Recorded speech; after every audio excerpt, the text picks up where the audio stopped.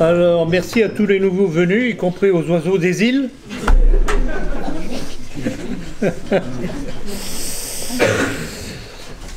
Bon, eh bien, ça fait plaisir de voir comment ça se renouvelle à chaque fois. Saint Internet, puisque à chaque fois que je pose la question « Comment est-ce que vous avez connu ?», on me répond « Internet, Saint Internet ». On en profite tant qu'on peut. Donc, merci à vous toutes et tous d'être venus. Ce que je vous demanderai, comme toujours, c'est de faire connaître. Puisque nous ne pouvons compter, évidemment, ni sur la grande presse, d'ailleurs, j'y tiens pas du tout, je ne tiens pas à me faire trop connaître de ce côté-là, mais y compris dans ce qu'on appelle nos milieux. Donc, je vais vous parler aujourd'hui de l'escroquerie démocratique. Et sans doute, vous pouvez vous demander pourquoi je reprends ce sujet, que j'avais déjà en partie traité dans ma précédente conférence, pas la dernière, mais une des dernières, sous le titre de « La démocratie pourrit tout, détruit tout ». Et si je repris ce sujet, c'est que le spectacle des affrontements pour les prochaines présidentielles démontre vraiment une fois de plus ce qu'est réellement la démocratie. Et qu'il est toujours bon de revenir là-dessus pour faire comprendre ce qu'il y a derrière cette escroquerie.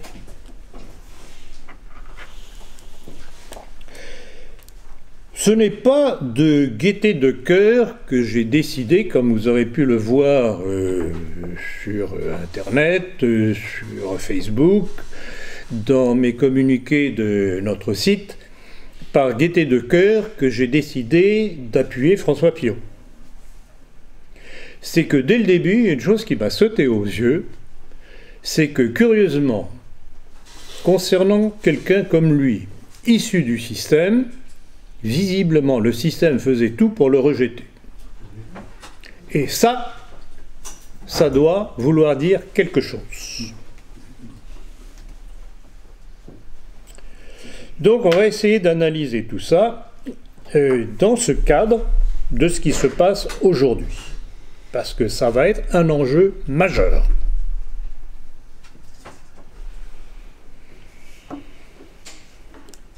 Et pour essayer de bien comprendre ce qui se passe, comme toujours, il faut remonter en arrière sur les prémices de la situation et je vais devoir une fois de plus revenir sur ce qui s'est passé avec la Révolution dite française de 1789. Car c'est là que tout bascule. Et je vais me répéter, mais comme il y a toujours de nouvelles personnes qui viennent, il faut évidemment répéter. Et puis même pour ceux qui connaissent le sujet, il est toujours bon de marteler, marteler, marteler. Donc, avec l'interdiction des corporations et des corps intermédiaires par la Révolution triomphante en 1791, avec la loi d'Isaac Le Chapelier, les décrets à l'Arne, qu'est-ce qui se passe? Eh bien, il se passe l'interdiction des corporations et des corps intermédiaires, qui en fait était le trait d'union entre le monde du travail au travail, donc qui donnait un avis fondé sur ce qu'il vivait de par son travail, et le niveau de décision au niveau supérieur qui était la monarchie à l'époque. Et donc par cette décision de la Révolution de supprimer les corporations et les corps intermédiaires, on va remplacer ce vote organique du citoyen, du travailleur, par un vote qui devient inorganique, puisqu'à partir de là, on lui demande de voter sur des sujets qu'il ne connaît qu'au travers de la vraie représentation médiatique. Et c'est là que tout bascule réellement. Donc on se trouve devant une transformation de la qualité de vote du citoyen, qui n'est plus basée sur son expérience personnelle, mais sur la représentation des faits qu'on lui donne. Et à partir de là, ce qui est dit dans la presse devient une vérité que l'on ne peut même plus contrôler. Ça devient un montage. Le citoyen devient victime d'une programmation intellectuelle.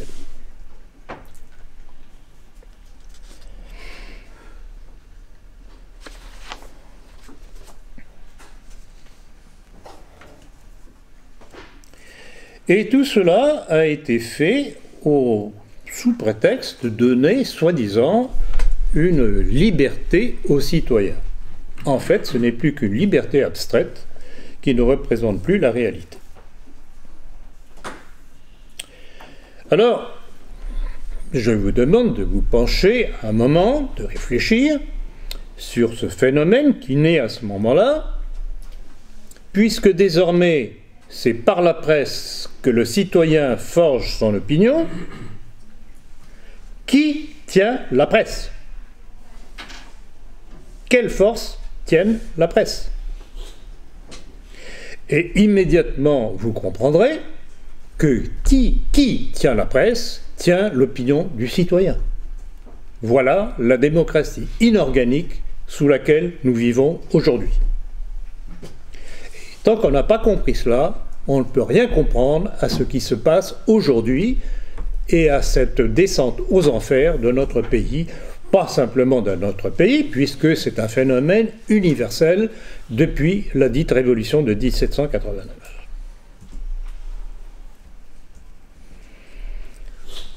Alors, on pourrait se dire, oui, mais quand même, la presse doit être indépendante, etc.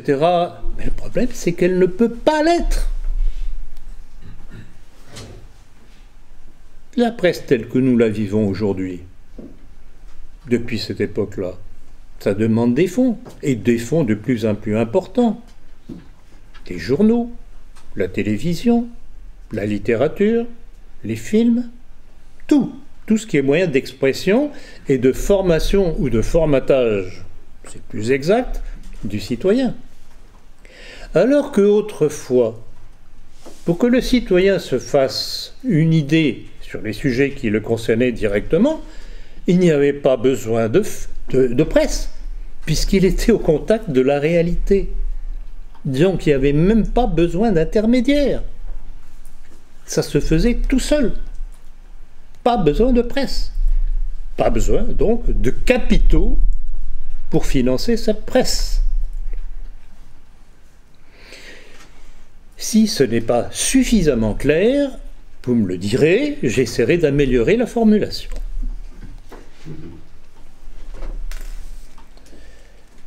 Donc voilà, et en résumé, tout cela pour en arriver à dire que qui tient la presse tient le citoyen. C'est aussi simple que cela, et c'est cette constatation qui allait amener, à la fin du XIXe siècle, l'écrivain Sainte-Beuve, constatant le phénomène, a déclaré, je cite, que l'individu ne raisonne pas nécessairement faux sur des bases exactes, mais il raisonne juste sur des bases fausses. Donc vous voyez, selon la présentation des faits, le citoyen qui n'est pas intrinsèquement mauvais ou pervers va raisonner juste sur des bases fausses. C'est mathématique. Et en mathématiques, si vous donnez une base fausse, vous aurez un résultat mathématiquement faux. C'est exactement la même chose. Et c'est ainsi que le citoyen est amené, sans qu'il s'en rende compte, à voter contre ses propres intérêts. D'où la descente aux enfers du pays, au travers de ses propres intérêts qui sont bafoués. Et il y a tout de même des gens qui réfléchissent. J'ai déjà cité cette citation aussi, je vais y revenir encore une fois, parce qu'elle est fondamentale, cette réflexion de Jean Gandois, qui était le président du CNPF, l'ancêtre du MEDEF, qui dans le rapport pour le 11e plan disait ceci. Rendez-vous compte de la signification de sa phrase, de sa déclaration. Le travail et le capital national ne sont plus au service de la nation et des siens. Ah bon? Et alors au service de qui?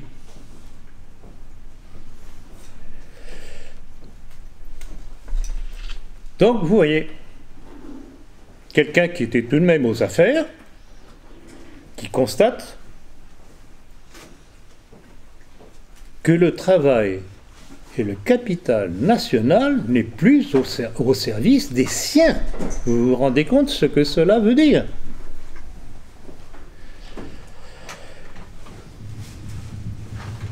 Et c'est pourquoi, vous l'aurez sans doute compris, pourquoi les concepteurs de la Révolution dite française avaient besoin de supprimer les corporations et les corps intermédiaires pour pouvoir faire ce montage frauduleux des élections avec le bulletin de vote.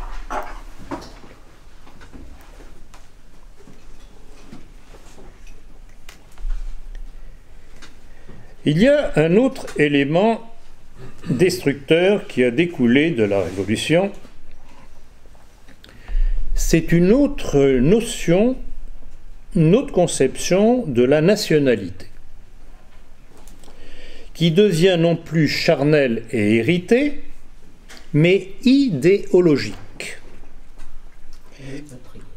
Et c'est là que l'on voit le basculement, où l'on va passer de la transposition du droit du sang, qui était à la base de toutes les sociétés anciennes, dans une nouvelle notion qui devient la notion de droit du sol. Et c'est à travers cette notion de droit du sol qui a été imposée par le Grand Orient de France en 1887 que l'on voit le découplement des méfaits de l'immigration-invasion. Tout étranger qui naît, enfin 6 d'étrangers nés en France, devient automatiquement français sans avoir à le demander. Vous savez très bien, tout au moins les plus anciens qui viennent régulièrement, ou qui sont abonnés à la politique ou qui lisent mes livres, que je n'ai absolument rien en tant que nationaliste français contre le fait que des gens qui ne sont pas français de sang puissent le devenir, en fonction de leur mérite et de leur fidélité. Mais certainement pas parce que par hasard d'une naissance, ils sont nés sur le sol national. Il faudrait au moins qu'ils le demandent. Et éventuellement quand même qu'ils le méritent.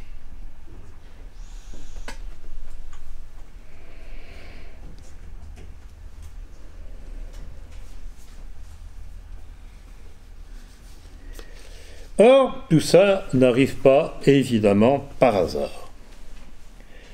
Parce que, en fabriquant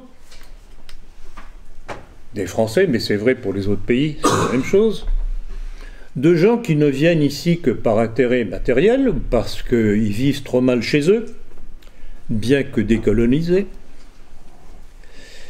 Et en fait, ce qui pousse à l'évolution de la société vers une dictature mondiale, ce qu'on appelle la gouvernance mondiale, ont besoin de gens déracinés de leur réalité nationale.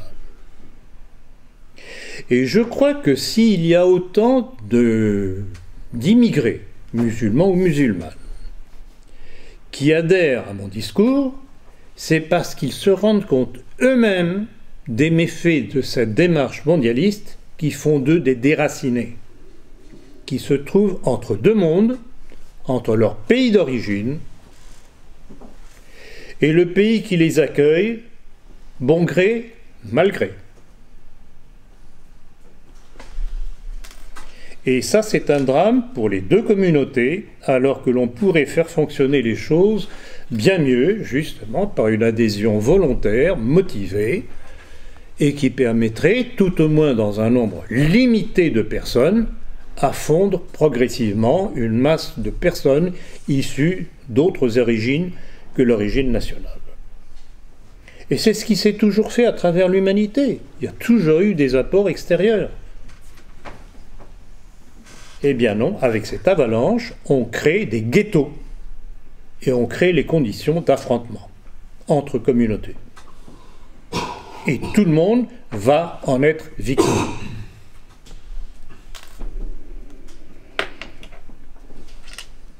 Donc de ce processus révolutionnaire qui naît avec la Révolution et avec cette évolution vers ce mythique droit du sol contre le droit du sang, émerge une autre notion de la nation, opposée à la nation héritage, qui est la notion de nation idéologique.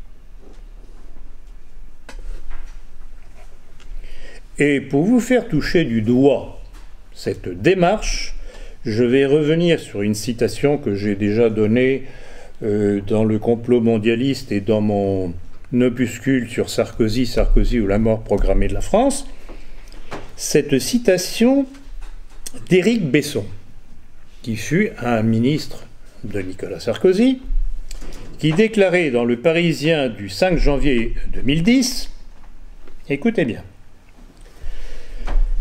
et vous verrez la similitude avec un certain Macron d'aujourd'hui.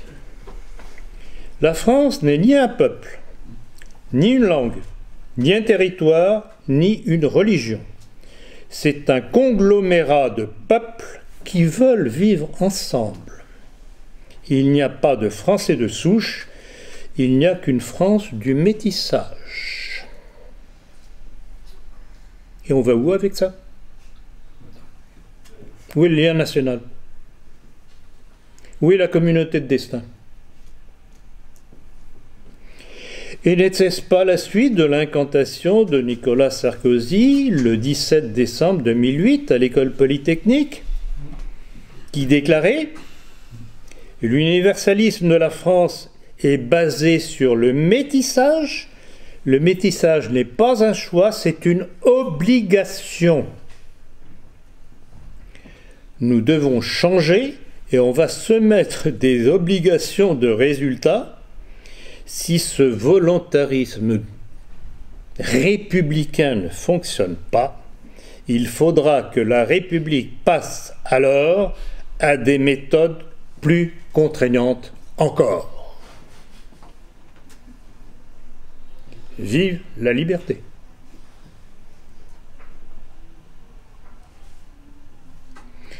Mais des métissages, il y en a toujours eu. C'est individuel. Mais pourquoi faut-il faire une loi pour ça, pour forcer les gens? Pourquoi? Qu'on laisse faire la nature, qu'on laisse faire les sentiments.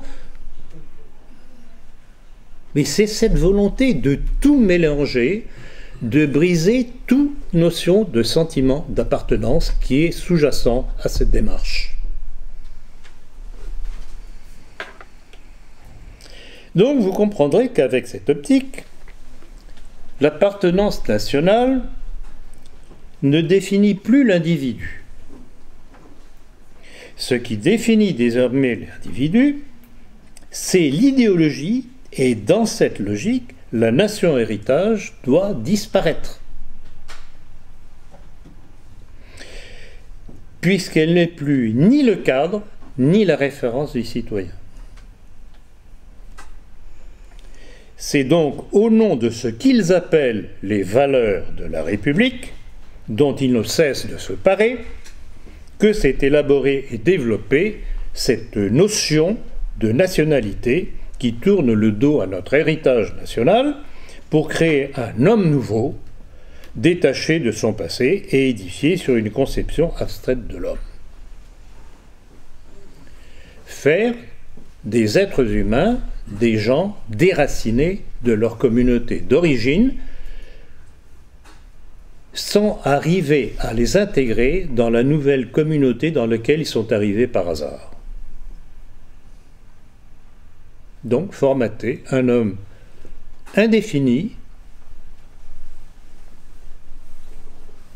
que l'on formatera à volonté sur le plan des idées, sur le goût vestimentaire, alimentaire, etc. Formaté dans tous les domaines.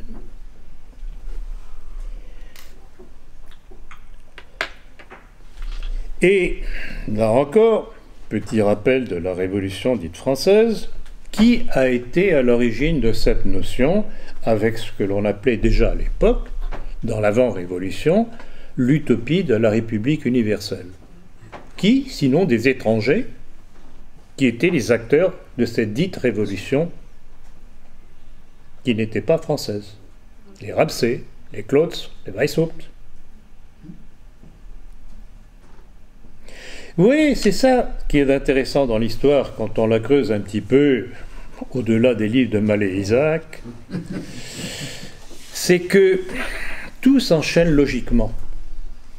Et on trouve, vous savez, dans ma démarche politique, en fait, je n'ai aucun mérite. J'applique en politique les méthodes que j'appliquais quand j'étais médecin. Constater des symptômes, remonter aux causes pour essayer de traiter les symptômes. C'est aussi simple que ça. En politique, c'est la même chose. Maladie du corps humain, maladie du corps social. La démarche est exactement la même. Donc, à part les intermèdes de la restauration, si peu restauration d'ailleurs, ou l'intermède de l'État français du maréchal Pétain, on est allé de fausses notions sur la nationalité en fausses notions sur la nationalité. Et donc, tout est fait pour tromper les électeurs sur l'implication de ces votes qui a une incidence sur la vie politique et sur son avenir. Et, bon, vous savez tous plus ou moins tout de même que l'une des premières étapes aujourd'hui, dont nous vivons aujourd'hui les conséquences, ça a été la constitution de l'Europe communautaire. Et un des mondialistes bien connus, Jean Monnet, qui a participé avec De Gaulle lors du gouvernement provisoire à Alger à réintroduire le décret Crémieux, disait déjà à l'époque, quand on a commencé à parler de l'Europe communautaire, que cette Europe n'était qu'une étape vers les structures de l'avenir. Donc, pour les mondialistes, l'Europe n'est qu'une étape. Le but final, c'est cette dictature mondiale qui n'ose pas dire son nom. Et alors, je voudrais faire un petit rappel sur le plan de la pure logique. On nous a créé un traité de Schengen. Or, je suppose que vous savez que le traité de Schengen dispose de la libre circulation des citoyens au travers de la communauté européenne. Je ne me trompe pas. Bon. Alors, voulez-vous me dire de quel droit est-ce qu'on interdit à des migrants, ou à des immigrés, si vous préférez, de ne pas aller en Angleterre, rejoindre leur famille, et qu'on les bloque à Calais? Où est l'erreur? Alors, il y a traité de Schengen ou il n'y a pas traité de Schengen de la libre circulation des personnes? Vous trouvez pas joli, ça? C'est beau, la démocratie. Au nom de la liberté, bien entendu. Ça mange pas de pain.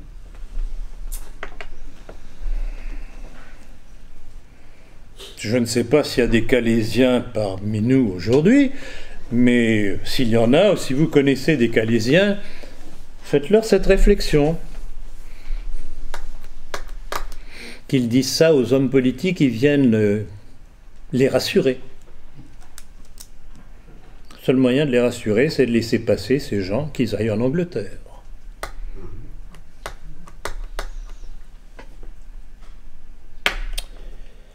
Donc vous voyez, c'est tout de même très amusant de voir les contradictions internes de ce système qui est basé sur le mensonge, des fausses apparences. Et je vais revenir aussi sur un autre aspect de cette escroquerie, de cette démocratie inorganique, celle du vote sur la Constitution européenne. Vous savez, je suppose que vous le savez quand même, que ce vote pour la Constitution européenne proposé bien imprudemment, d'ailleurs ça a été une surprise, bien imprudemment par Jacques Chirac au suffrage universel des citoyens, c'est-à-dire par référendum, a été repoussé par une majorité de 54-68% des suffrages exprimés, et on aurait pu en rester là. Le peuple avait décidé, le peuple. Quand on est démocrate, tout de même, en principe, ça doit vouloir dire quelque chose. Ah, mais non. C'est mal connaître ce qu'est réellement la démocratie. En fait, le vote du peuple n'est valable, pour ceux qui sont derrière cette démocratie inorganique, que dans la mesure où la décision du peuple va dans le sens des intérêts de ceux qui sont derrière la démocratie. Et si ça ne va pas dans ce sens-là, eh bien on le fera revoter jusqu'au moment à obtenir le résultat désiré. C'est ça la démocratie. Vous comprenez le pourquoi du titre de ma conférence d'aujourd'hui, l'escroquerie démocratique? Et qui a fait cette magnifique arnaque? Un individu pour lequel tous les gens, enfin beaucoup de gens de droite, ce que j'appelle les bien-pensants, ont voté, un certain Nicolas Sarkozy.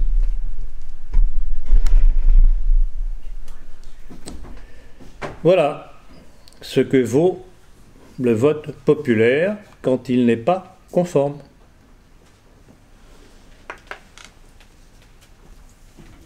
Alors, autre chose, à cette occasion qu'il faut faire remarquer aussi, c'est que M.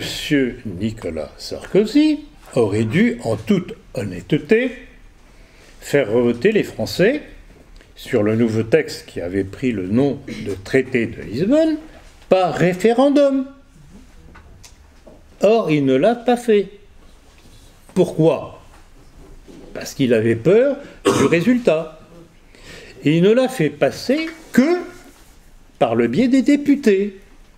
D'où démonstration supplémentaire de ce que les députés, contrairement à ce que dit Montesquieu, ne représentent pas le citoyen.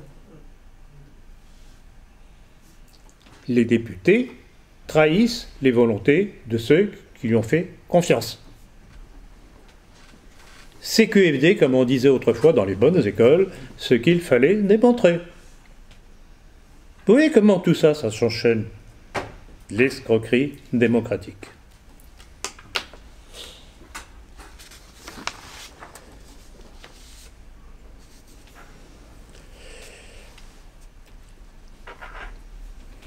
Et puis aussi une chose qu'il faut faire remarquer quand même, je reviens là-dessus parce qu'il faut tout de même rappeler les choses essentielles sur le sujet. Vous savez très bien que selon les majorités ou les gouvernements qui occupent le terrain, on nous concocte des types de scrutins différents, avec des doses de proportionnelles ou pas proportionnelles, etc. Or, comment se fait-il que selon le type de scrutin, on puisse obtenir des résultats différents? Il y a un petit problème là quand même. Où est l'honnêteté du vote du citoyen? S'il suffit de changer les règles pour obtenir des résultats différents, voire contraires. Vous voyez, tout ça, c'est d'une cuisine. C'est la cuisine démocratique. Bien, je regrette beaucoup, mais les plats sont gâtés.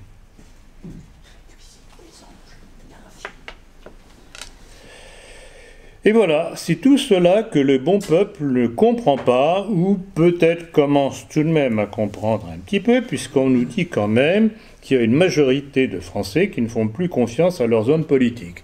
Il serait temps. Le problème, c'est que le système est très malin pour proposer des nouveautés. Alors on a eu, il y a quelque temps, on a eu Sarkozy qui apparaît brusquement comme une marque de lessive. Et puis aujourd'hui, on a un certain Macron, sorti des cartons, à propos. Donc tout est fabriqué. On ne se base plus sur l'expérience des gens. Et le pire, prenons l'exemple de Macron. Sarkozy, c'était la même chose. Prenons l'exemple de Macron, qu'on nous présente comme un homme neuf. Ah bon? Ça s'appelle faire du neuf avec du vieux. Parce que quand même, il a été ministre de M. Hollande, Valls-Hollande, en tant que ministre des Finances. On nous le présente comme un homme neuf qui va remettre les finances de la France en ordre. Et pourquoi il ne l'a pas fait quand il était aux affaires? Non mais, écoutez, vous ne croyez pas que, franchement, on a abaissé les Français, on a abaissé leur QI à un niveau inimaginable. C'est élémentaire, ça, dirait Watson. Dirait Sherlock Holmes à Watson. C'est élémentaire. Et apparemment, ça n'effleure la cervelle de pas beaucoup de Français aujourd'hui, qui, nous dit-on, sont prêts à voter majoritairement pour Macron. C'est magnifique. C'est magnifique. Comme manipulation des esprits, c'est magnifique, mais il faut tout de même compter avec la bêtise humaine. Et là, franchement, notre pays est bien loti.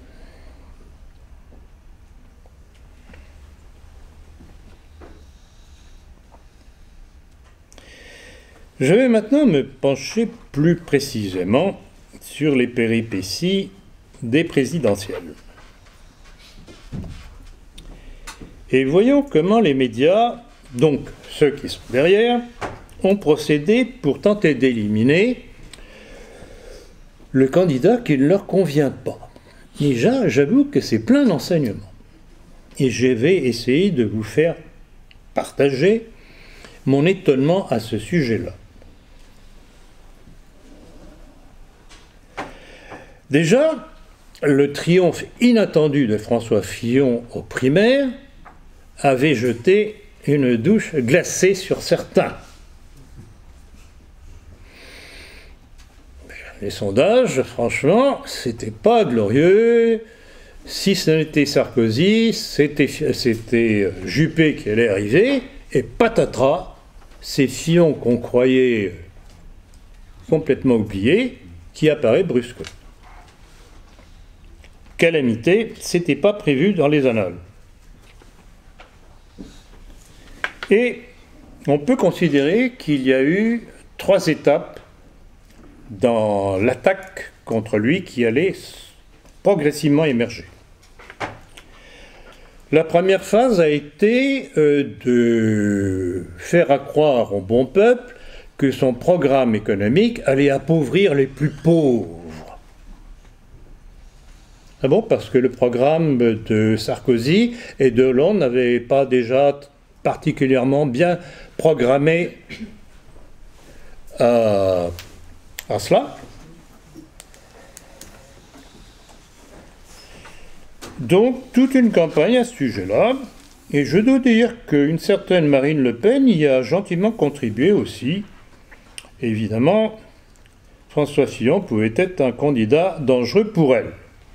Enfin, elle aurait pu avoir au moins l'élégance de se dire qu'elle était dans le même tourmente que François Fillon du fait des attaques médiatiques. Eh bien, bon, de toute façon, on en reparlera tout à l'heure. Donc, première étape, faire croire que dans le programme de François Fillon, ça allait être les plus pauvres, les classes moyennes, etc., qui allaient trinquer. Sécurité sociale, c'est tout juste si on ne disait pas qu'il n'y aurait plus de sécurité sociale. Enfin, mentez, comme disait Voltaire, il en restera toujours quelque chose. On allait s'en rendre compte, effectivement. Et dans le même temps, on commençait à nous créer le personnage Macron. Alors, Macron, d'accord, bon, moi je veux bien, mais qui est Macron? Alors, Macron, ancien fonctionnaire, mais associé aussi, de la banque Rothschild. Or, pour être associé à la banque Rothschild, en général, cela veut dire qu'on doit avoir quelques réserves. C'est pas vous qui avez suffisamment de réserves sur votre compte pour pouvoir être accepté comme associé à la banque Rothschild, ou vous.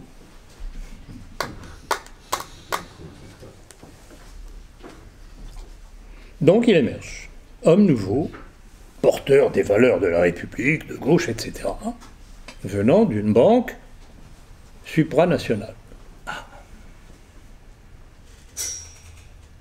Et que fait ce monsieur Macron? Entre autres choses, parce qu'on ne connaît pas tout, bien entendu, mais enfin, j'ai tout de même relevé 3 jolies choses intéressantes à son sujet. D'une part, la vente aux Chinois de l'aéroport de Toulouse.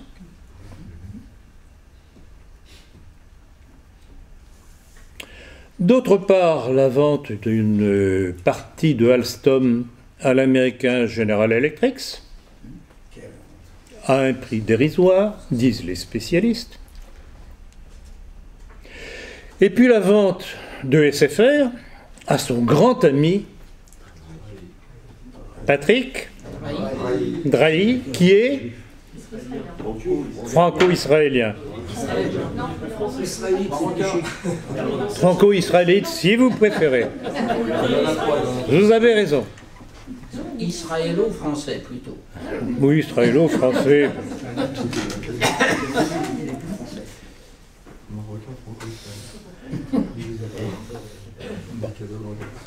Donc, c'est déjà, ça vous met déjà en appétit, je dirais plutôt, ça nous met en garde envers un individu qui est censé remettre les finances de la France en ordre. Ce n'est pas les finances de la France, ça va être au bénéfice de la finance plutocratique, si je me fais bien comprendre. Et puis, ne serait-ce que sur le plan politique, ces dernières déclarations jettent tout de même un éclairage assez particulier sur l'individu. Celui qui vous dit, et ça rejoint ce que disait Éric Besson ou Sarkozy, que j'ai cité tout à l'heure. Quand Macron vous dit, il n'y a pas de culture française. Ah bon. Donc tout ce que nous avons connu, connaissons encore tout de même un petit peu de culture française, toute notre littérature, notre architecture, nos peintures, ne serait-ce qu'on peut aller au Louvre pour aller voir ça, il n'y a pas de culture française. Et c'est ça qui est censé représenter la France. Mais il représente quoi, la France, où le mondialisme en marche?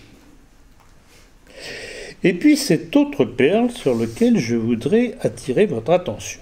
Je pense que vous connaissez tous cette fameuse déclaration dans laquelle il a dit que la colonisation française avait été un crime contre l'humanité. Mais vous n'avez eu que cette partie-là de sa phrase. Sa phrase est tout autre et beaucoup plus complète. Dans lequel il dit que je vous retrouve ça parce que ça vaut son pesant de cacahuètes.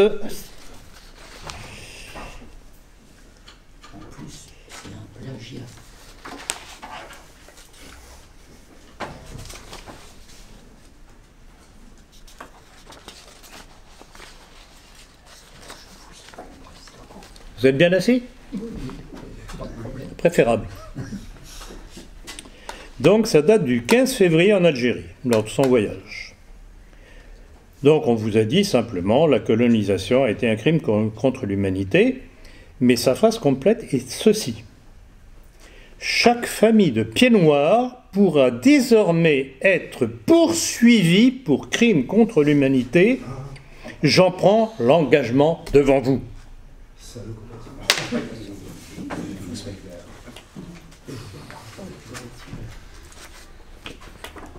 Faites connaître cela autour de vous. Donc vous voyez, vous croyez avoir, et vous vous réjouissiez d'ailleurs, enfin, façon de parler, vous croyez que pour une fois, la presse avait été honnête en vous donnant une petite partie de la phrase. Mais la phrase complète est encore beaucoup plus significative.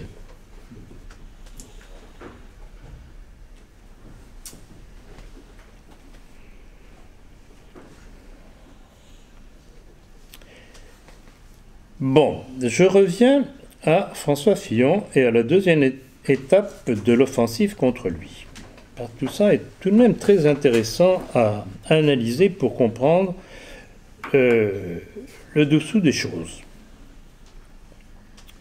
Vous avez commencé par un commentaire haineux de Challenge, ou Challenge si vous voulez en français, du 4 janvier 2017. Donc c'est un magazine financier proche d'Emmanuel Macron, et qui avait relayé un commentaire absolument, je l'ai vu en plus de ça, je l'ai vu en direct sur TF1, commentaire de Gilles Boulot, qui n'avait cessé de tenter de déstabiliser le trop catholique François Fillon à leur goût. Et Challenge écrivait sous la plume haineuse de Bruno Roger Petit un individu que je recommande à votre attention. Il faut le marquer sur les tablettes pour le jour où.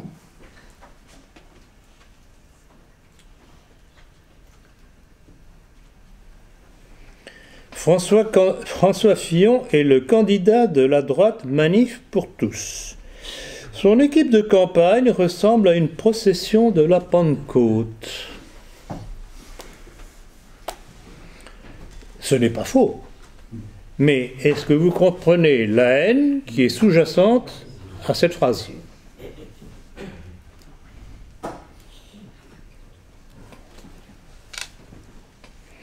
Et ce même individu, ce Bruno Roger Petit, avait déclaré le 10 septembre 2015 à l'antenne de Radio Classique, qui certes donne de la bonne musique, mais je vous signale qu'elle est une radio juive, fondée par un des Schreiber. Et si vous observez bien les morceaux de musique que l'on vous sert, quels sont les interprètes, vous chercherez et vous compterez sur les doigts d'une main les interprètes qui ne sont pas juifs. N'allez pas me dire que je suis un obsédé, c'est la triste réalité.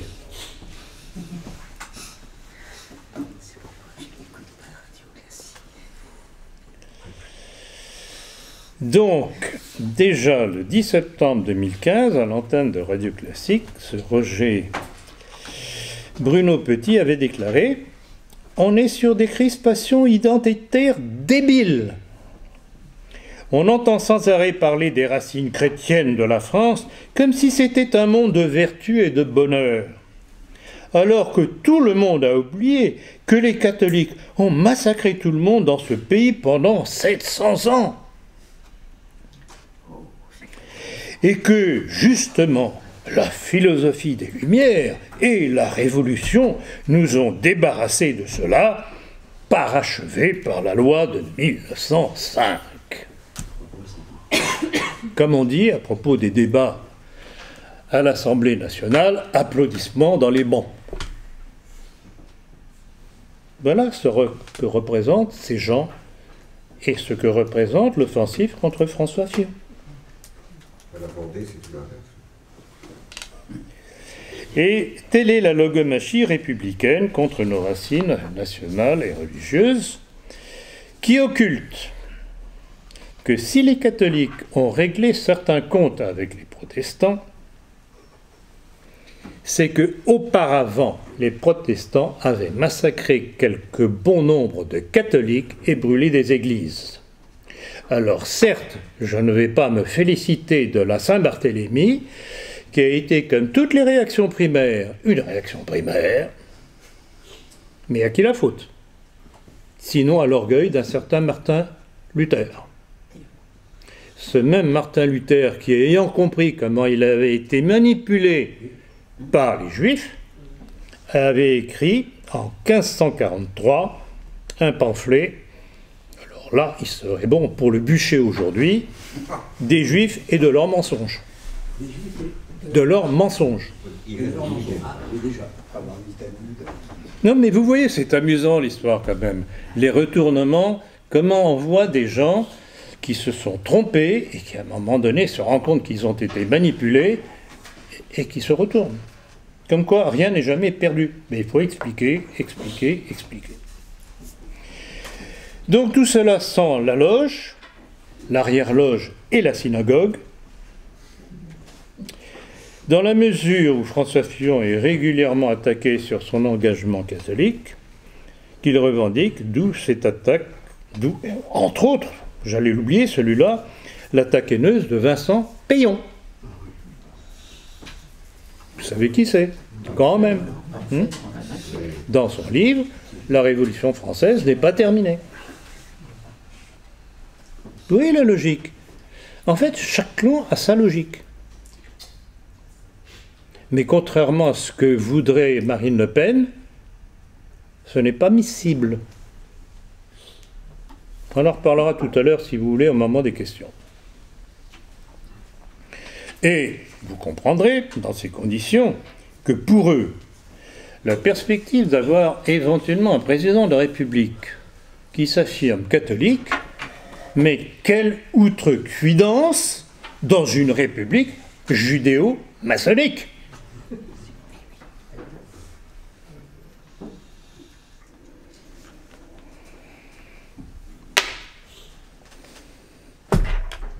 Et François Bayrou.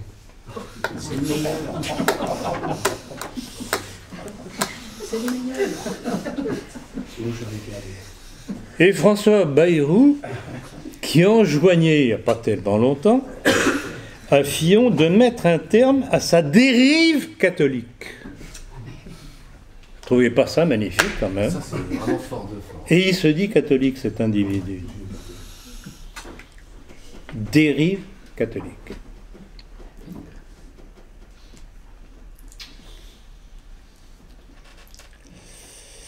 Voilà, donc ça a été bon, on en est là maintenant à cette dernière phase de l'offensive contre Fillon. Alors je dois vous dire qu'avant de me décider à prôner le ralliement, je dirais, le ralliement à François Fillon, j'ai longuement hésité avec mes amis, on a bien étudié les programmes, et il y a surtout une chose qui nous a fait basculer, c'est la constatation, mais toute simple, c'est d'une logique élémentaire. Comment se fait-il que François Fillon, qui est issu du système, soit à ce point attaqué par les gens du système? Cela veut dire qu'ils ne le reconnaissent plus comme un des leurs. Et ça doit nous faire réfléchir. Alors, il n'est pas parfait. C'est certain. Et je vais vous citer, parce que bon, je n'ai pas à lui tresser des couronnes de fleurs. Il a aussi ses défauts. J'en ai parlé ce matin avec Diane et avec Jean, dans notre entretien. Je leur ai appris une chose qu'ils n'avaient pas vue, d'ailleurs, c'est tout récent d'ailleurs, c'est que François Fillon a été invité par le CRIF. C'est la façon, évidemment, des instances juives de mettre sous pression les hommes politiques français. Tu t'alignes et on sera plus ou moins accommodant avec toi, sinon, pampan. Et François Fillon, faisant cette déclaration, comme quoi, finalement, le judaïsme n'était pas incompatible avec notre civilisation, etc. Alors, quand on prend la chose brute, on se dit, mais qu'est-ce qu'il est allé dire là encore? ça fait pas plaisir d'entendre ça quand même, quand on sait ce qu'il y a derrière tout ça. Mais, si vous étudiez bien cette déclaration, en fait, il n'a pas tout à fait tort. Parce que si on se place sur le plan du judaïsme de la Bible, avant que les Juifs refusent le Christ, à la limite, la loi mosaïque n'était pas répréhensible. Donc, on peut considérer que François Fillon n'a pas dit de quelque chose de contraire à sa conscience. Dialectique. Dialectique. Vous voyez, il ne faut jamais juger les choses à chaud. Que pouvait-il faire d'autre? Alors, de deux choses l'une, où il décidait de ne pas y aller. Et automatiquement, on le traitait encore plus de ceci, de cela, nazi, nippo-fasciste, tout ce qu'on voudra en plus, catholique, évidemment. Donc, le choix était y aller, pour dire, voilà, je ne suis pas de mauvaise volonté, bon, on peut dialoguer, et puis, bon, faire le petit salamalek pour faire plaisir. Et que croyez-vous que fait un Vladimir Poutine quand il accueille au Kremlin Benjamin Netanyahou? Il le fait aussi en lui envoyant une gentille petit avertissement, en lui offrant un livre qui s'appelle « Les guerres des Juifs », qui est tout simplement le résumé des guerres bibliques des Juifs qui ont exterminé les autres populations autour d'eux. Les Arméniens. Alors on dira, ah oui, mais Poutine a accueilli, je vois dans le milieu, certains disant, mais vous vous rendez compte, Poutine et les Juifs, il a accueilli Benjamin Netanyahou. Mais il faut regarder les choses au-delà. Moi, j'avoue que je me délecte. J'avoue que je me délecte voir comment, à partir d'une situation qui paraît verrouillée, on peut, je dirais pas la retourner, mais en modifier l'éclairage. Et une phrase qui m'a frappé, elle a dû frapper aussi les milieux juifs, c'est quand il a été, là aussi, amené quasiment de force, au musée de la Shoah à Paris. Et il en sort avec ce commentaire en disant, à propos de la Shoah, oui, effectivement, mais les liens autour de cette affaire-là ne sont pas aussi clairs que cela. À peu près un truc dans ce goût-là. Ça veut dire quoi? Ça veut dire quoi? Ça veut dire que peut-être que l'histoire officielle n'est pas aussi claire que ça. Fillon a dit ça. Fillon a dit ça. C'est dans le dernier numéro de La Politique, je crois. La réaction. Vous savez, quand je décide de soutenir quelqu'un, c'est après avoir bien scruté tout. Hein. Je ne m'embarque pas à la légère. Donc, vous voyez, il y a moyen de tout dire. Avec un petit sourire goguenard, à la Poutine, et je dirais presque aussi à la Fillon, parce que quand on voit ses mimiques, on a l'impression à certains moments qu'il se fiche du monde. Donc, on ne saura, je saurai, moi et mes amis, vous, on ne saura quel est le véritable Fillon que le jour où il sera au pouvoir et ce qu'il en fera. C'est un pari. Mais on n'a pas mieux. Ah, si on avait mieux, je vous le dirai. Si vous avez mieux, vous me le direz. Bon, allez, continuons là-dessus.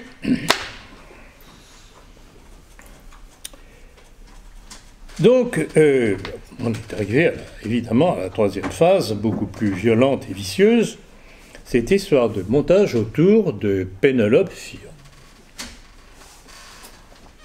Alors, premièrement, les chiffres qui ont été annoncés dans le public pour horrifier le bon peuple fait état de sommes évidemment assez considérables, mais qui sont des sommes d'abord, pour commencer, brutes, pas nettes. Et que ensuite, c'est sur des années d'activité, ce qui réduit en fait les mensualités à moins de 3 000 € par mois. Ah, est-ce que les médias vous l'ont dit? Apparemment non. Bon, donc premier élément d'appréciation. Et alors, si Madame Fillon avait occupé un emploi fictif, le travail de parlementaire de son mari n'aurait pas été fait correctement. Ou alors il a fallu qu'il paye quelqu'un d'autre à la place de son épouse, mais de sa poche. Puisque ce qu'alloue l'Assemblée nationale comme le Sénat aux députés ou aux sénateurs, c'est une somme calibrée, sur laquelle il y a des impôts qui ont été payés. Donc, s'il avait dû payer quelqu'un d'autre pour faire le travail que ne faisait pas son épouse, il aurait dû le payer de ses propres sous. Donc, où était l'enrichissement personnel dont la presse fait état? Donc il n'a pas payé, elle a fait le boulot. Elle a fait le boulot. Non, mais vous voyez la manipulation?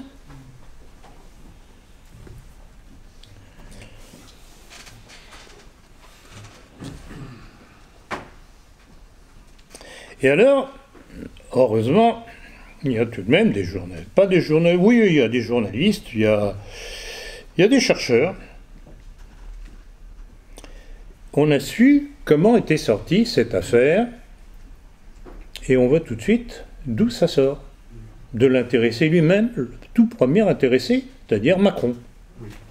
Et je vais vous citer, j'ai donné les références dans le dernier numéro de La Politique.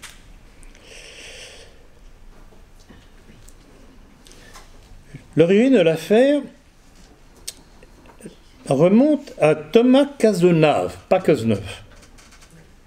Cazenave, ex-directeur de cabinet d'Emmanuel Macron et nouveau secrétaire général adjoint de l'Élysée, en remplacement de Boris Vallaud, le mari de Najat Belkacem.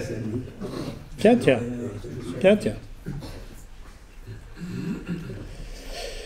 Qui a remis les documents à François Hollande, qui à son tour a transmis ce dossier à Ganzer en lui disant « Faites-en bon usage ». Or, Gaspard Ganzer, proche de Dominique Strauss-Kahn, doit son poste à l'Élysée à Emmanuel Macron. Ah tiens. Le 9 janvier, Gaspard Ganzer rencontre Michel Gaillard, directeur de la rédaction du Canard enchaîné, et ami de longue date de François Hollande, pour lui remettre les documents. Alors là, je donne les références. Le dossier est confié à Éliane Houlette, procureur du parquet national financier, une sympathisante socialiste nommée par François Hollande, sur recommandation de Christiane Taubira. Alléluia. Comme garant d'impartialité, on aurait pu rêver mieux quand même.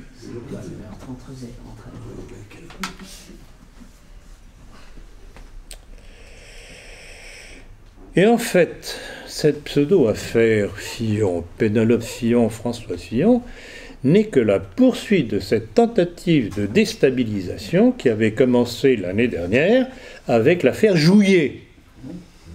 Bon, je ne vais pas revenir là-dessus.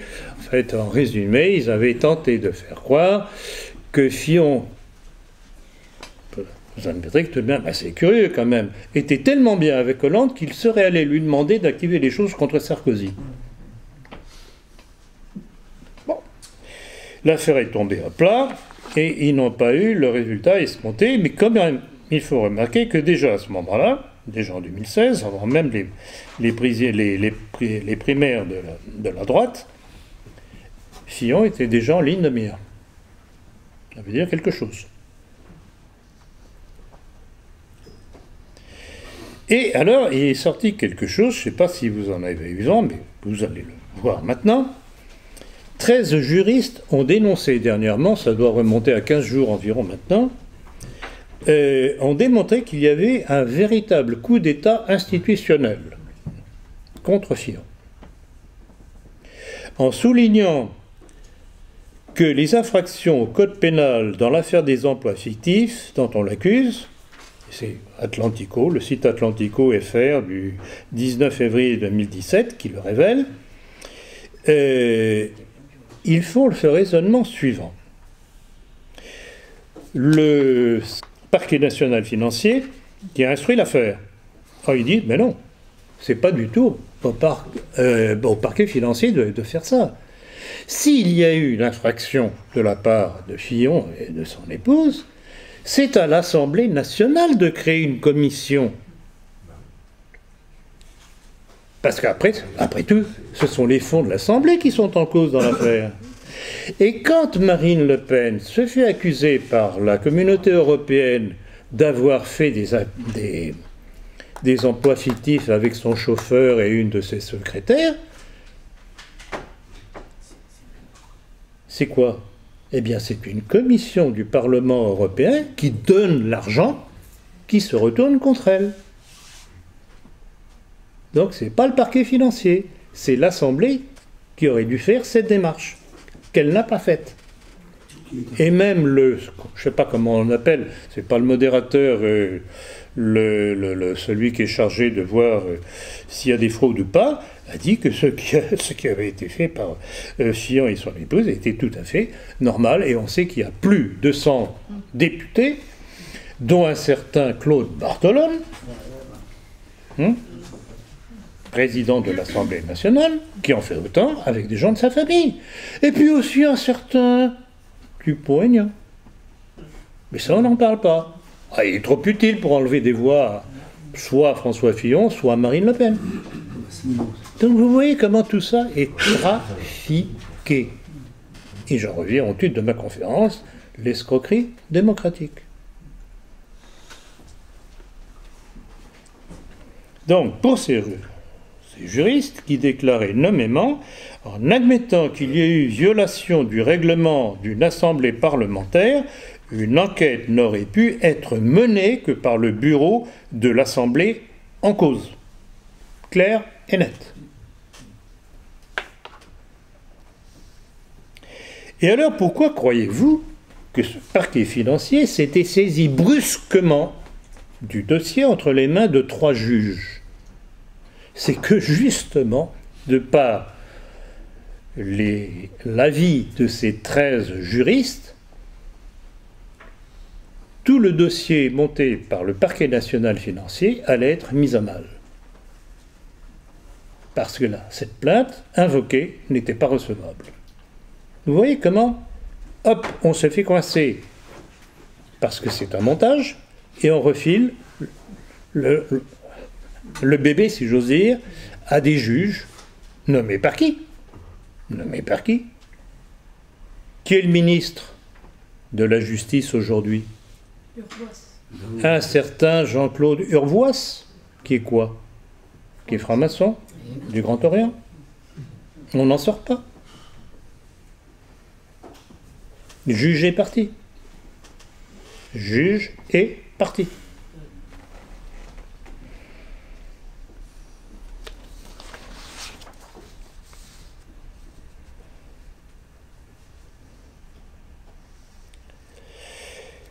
Bon, pour nous amuser un petit peu, si on peut dire, je vais revenir à Macron.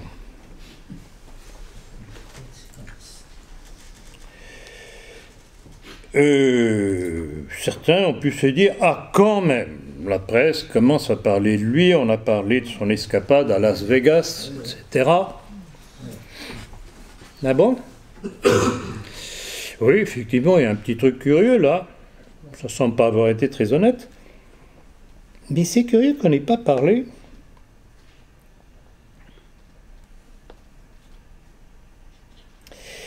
du fait que Macron aurait effacé une dette de 3,5 millions d'euros du Canard enchaîné quand il était à Bercy. C'est pas moi qui le dis, c'est un site au-dessous de tout soupçon, europeisraël.org. Pas joli ça. europeisraël.org qui révèle qu'Emmanuel Macron a effacé une dette de 3,5 millions d'euros du Canard enchaîné quand il était à Bercy. Ça vous surprend, n'est-ce pas? Coïncidence. Or, cette information pourtant capitale, l'avez-vous vue ou entendue sur nos chaînes. Je trouve que le mot chaîne, d'ailleurs, correspond tellement bien à la réalité.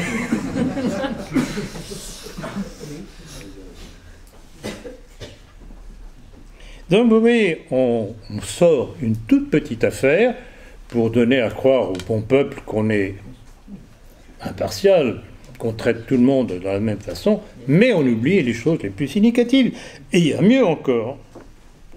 Il y a mieux encore. Il y a par exemple un livre qui vient de sortir qui s'appelle « L'enquête sur les secrets du ministère des Finances » des journalistes Frédéric C. et Marion Lourd, selon lesquels Emmanuel Macron aurait aussi employé les moyens du ministère des Finances pour ses dîners de campagne. Et le 24 janvier dernier, tout ça je cite, 24 janvier dernier, Philippe Vigier, président du groupe UDI, tiens, pour une fois, UDI sort quelque chose de correct, à l'Assemblée, a accusé 120 000 euros de crédit du ministre à Bercy ont été utilisés pour des ACAP d'En Marche pour réunir tel ou tel pour préparer sa campagne présidentielle. Lui qui nous expliquait, toujours citation, lui qui nous expliquait dans une déclaration que pas un seul euro d'argent, la main sur le cœur bien entendu. Tiens, c'est pas le signe maçonnique ça par hasard?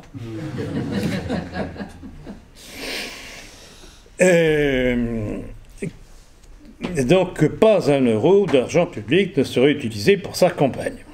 Manifestation, disait ce Philippe Vigier, c'est un mensonge. Macron aurait reçu sur son temps professionnel dans l'enceinte du ministère des écrivains, des journalistes, philosophes, politologues, notamment au cours de dîners, parfois deux par soir. Quel estomac entre nous, hein. Cela sans rapport avec ses activités ministérielles.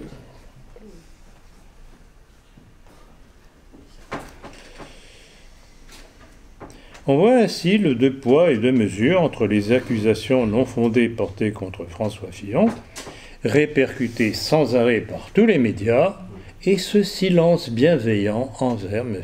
Emmanuel Macron.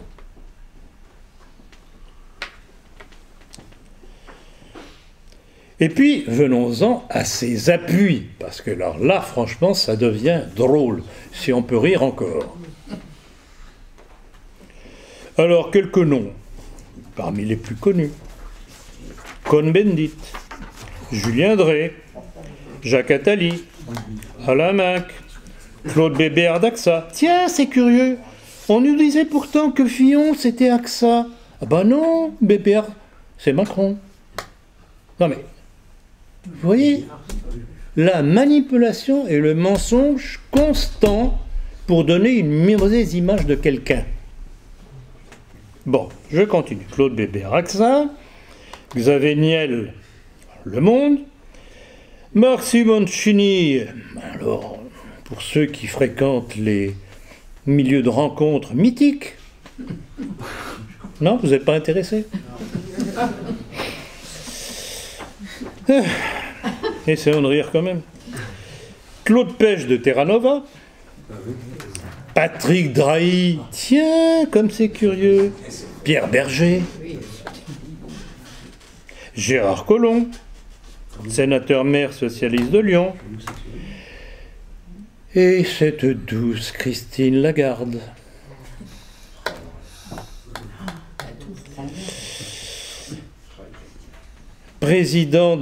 Directrice du FMI, Fonds monétaire international, déclarée coupable par le tribunal pénal de la République dans l'affaire Tapie, mais pas punissable. Vous ne trouvez pas qu'ils ont le chic des formules? Coupable. Non, responsable, mais pas coupable. Fabius. Coupable, mais pas punissable. Christine Lagarde. C'est magnifique. Mais ce qui est intéressant au travers de cela, c'est de montrer à quel point cette femme est protégée.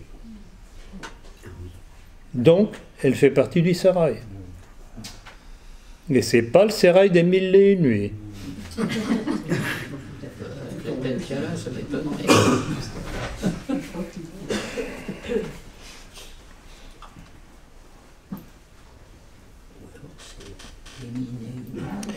Et là encore, leçon à en tirer, n'est-ce pas là la preuve de la collusion du parquet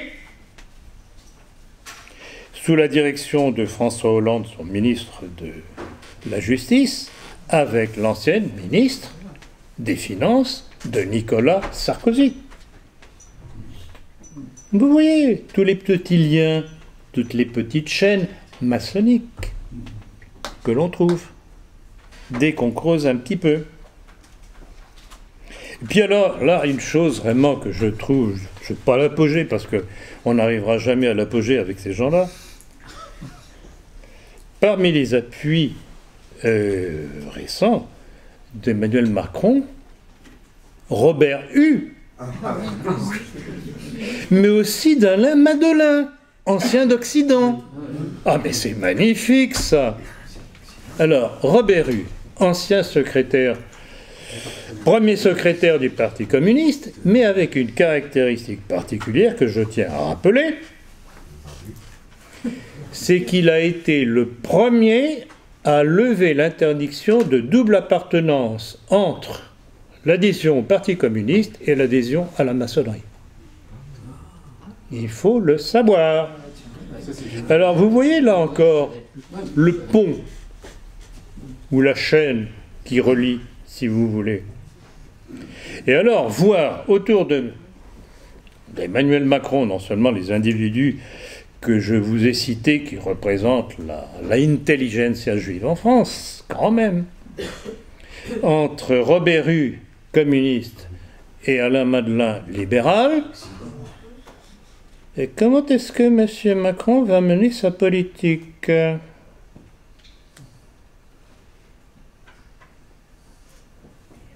Vous êtes bien silencieux.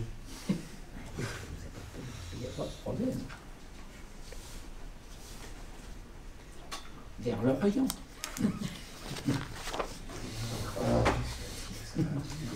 Le grand et le petit. Donc voilà ce que représente un certain Emmanuel Macron qui nous a été sorti comme d'une trappe, comme d'une petite boîte, pour en faire un homme neuf. Voilà ce que c'est. Et tel est le vrai visage du mondialisme.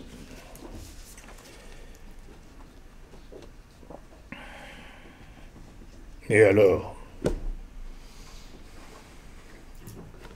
Je ne sais pas si ça vous dit quelque chose, sa déclaration à Toulon, quand il a essayé de se justifier de sa déclaration faite à Alger, que je vous ai cité tout à l'heure. Quand il déclare au public toulonnais, qui est tout de même très, très, très à droite, où il y a pas mal de pieds noirs, il y a pas mal de harkis, leur disant ceci: peser la valeur de l'intelligence de cet individu qu'on nous vend, Monsieur Macron, disant ceci: parce que je veux être président, je vous ai compris et je vous aime. Je vous ai compris. C'est le couplet de l'âne. Mais quel imbécile! Mais quel imbécile! Et c'est ça qui serait chargé de diriger notre pays? Les cons, ça ose pas, hein. C'est même à ça qu'on va reconnaître. Alors, essayer de convaincre les Français en utilisant le mensonge gaulliste, mais quelle gageure! C'est fabuleux!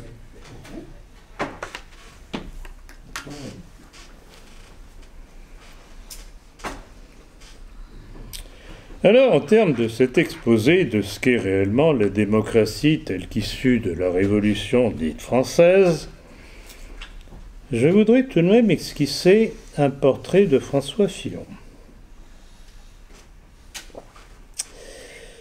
Tout au long des primaires de la droite, je me suis efforcé d'écouter les différents candidats, le crayon à la main. Et François Fillon tout particulièrement. Alors certes, c'est un démocrate, c'est un républicain, c'est un gaulliste, ce qui nous répugne formellement. Et je le lui ai écrit. Et il m'a répondu. Si vous voulez, on en reparlera tout à l'heure. Mais ce qui est intéressant de relever, c'est qu'en dépit de cela, il arrive à délivrer au détour de certaines phrases des discours nationalistes. Je ne sais pas si vous l'avez entendu parler à propos de l'école. Oui.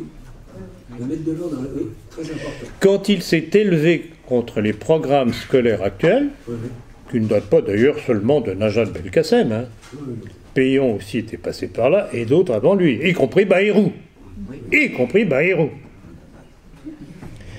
Déplorant que l'on ne fasse plus allusion ni à Clovis, ni à Jeanne d'Arc, etc.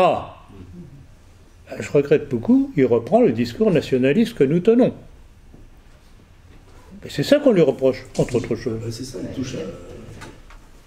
Et quand il dit qu'il le veut, que désormais les écoliers soient tous habillés de la même façon, ça supprime les classes sociales à l'école, avec la surenchère vestimentaire qui ruine les parents.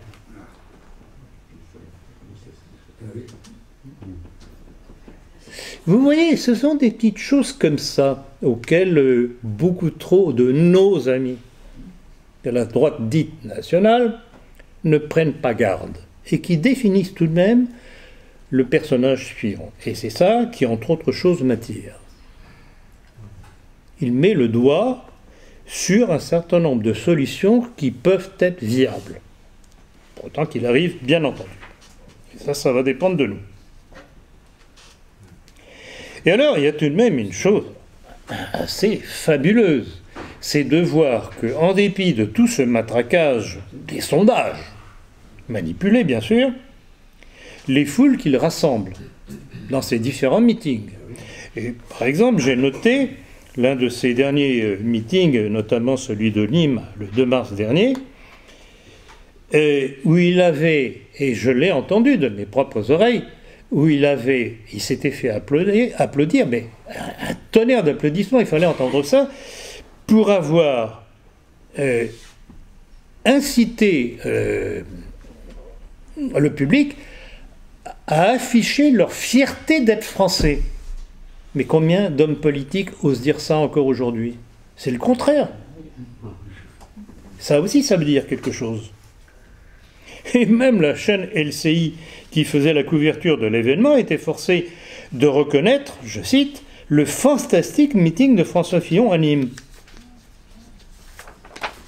Je ne sais pas si vous avez regardé les meetings de Macron, mais il n'y a pas beaucoup d'applaudissements. C'est curieux, on a comme une impression de déphasage entre ce que l'on nous dit des sondages de Macron et le public quelque peu tiédasse qu'il a, et pas très nombreux. Quant à la fameuse manifestation du Trocadéro qui a été un tournant, j'y étais. Et sur les réseaux sociaux, j'ai appelé à y aller. L'esplanade des Trocadéro, et j'y étais sur l'esplanade, était bondée, archi-bondée, et avec les parapluies, je vous garantis qu'on a été franchement serrés. Or, j'ai eu en plus le témoignage de nos amis qui, étant arrivés en retard, n'avaient pas pu trouver place sur l'esplanade et étaient dans des avenues qui convergeaient. Il paraît que sur 500, 800 mètres et plus, ces avenues étaient remplies.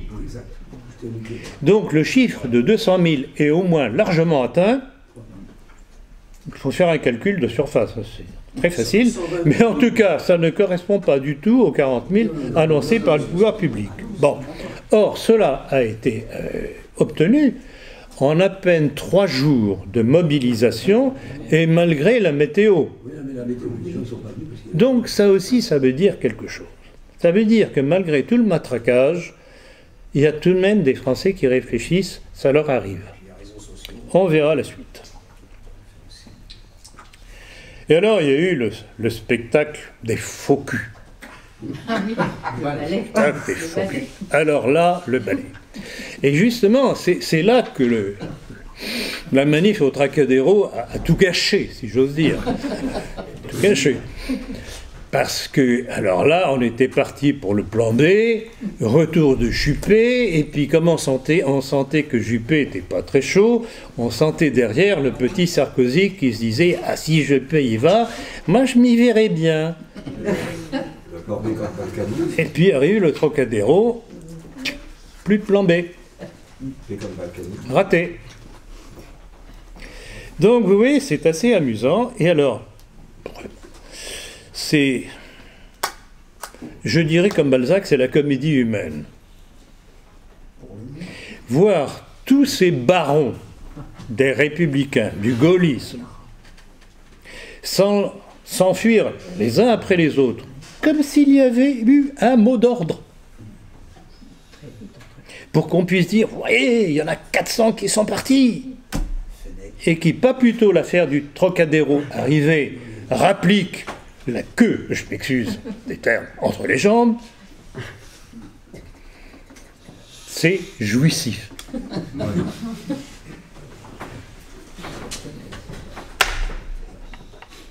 trouvez pas que c'est beau la démocratie quand même?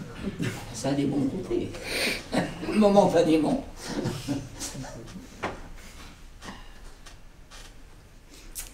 Et alors, il y a des petits malins, il y a toujours des petits malins. Un certain Pierre Lelouch, ça vous dit quelque chose, ça, qui sentant le vent du boulet, c'est le cas de le dire,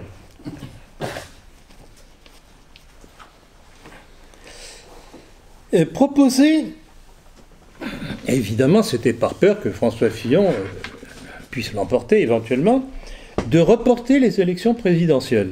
Et on revient à ce que je disais tout à l'heure à propos de du vote sur la Constitution européenne. Quand le bon peuple donne un mauvais avis, il faut le faire revoter. Et si on ne peut pas le refaire revoter tout de suite, ben, on essaye de repousser l'élection, histoire de voir venir et de prendre des dispositions. Bon. Et alors, curieusement,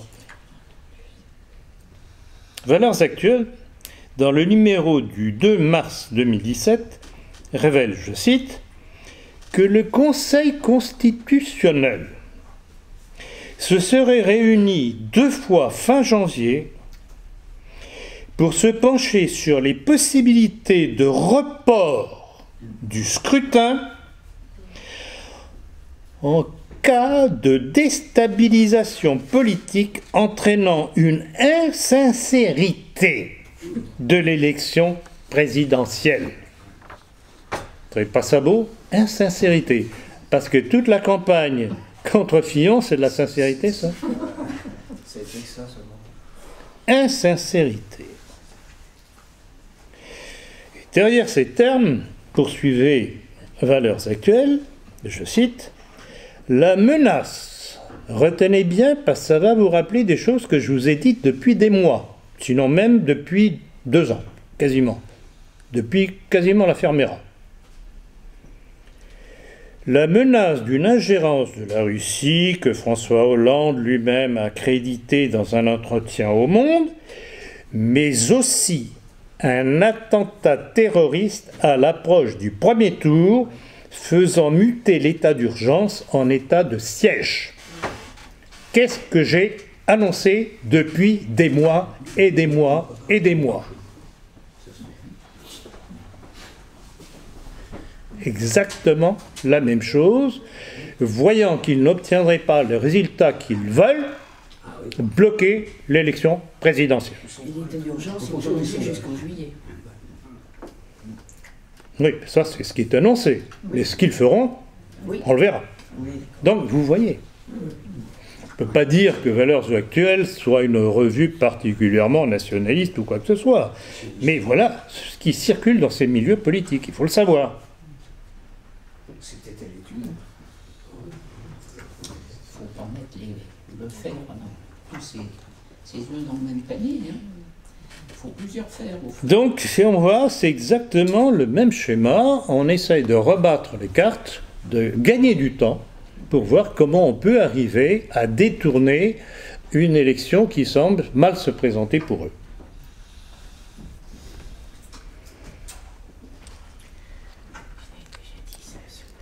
Voilà ce que je voulais évoquer avec vous, des enjeux cruciaux de la situation actuelle et sur ce qu'est en réalité cette démocratie inorganique dans laquelle nous vivons. Le seul moyen de rendre la vérité du vote du citoyen est de revenir à l'expression de son avis sur les choses qu'il connaît directement. Cela veut dire revenir à une structure corporative avec les modifications nécessaires vu évidemment l'avènement de l'industrie, etc. Mais le principe est là. Il faut que le citoyen puisse donner son avis sur les sujets qu'il connaît directement par son activité. Il en est à la fois l'acteur et l'usufruitier. Et on n'a pas besoin de presse qui coûte cher, avec les lobbies qui sont derrière, pour qu'il puisse comprendre quel est son intérêt, puisqu'il vit au contact de la réalité. Il me semble que c'est clair.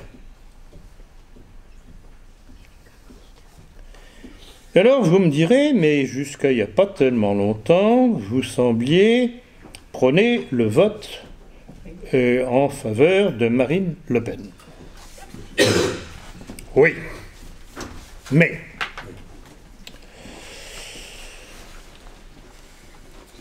ceux qui sont abonnés à la politique auront vu avec quelque stupeur, je suppose, une déclaration de maître Gilbert Collard.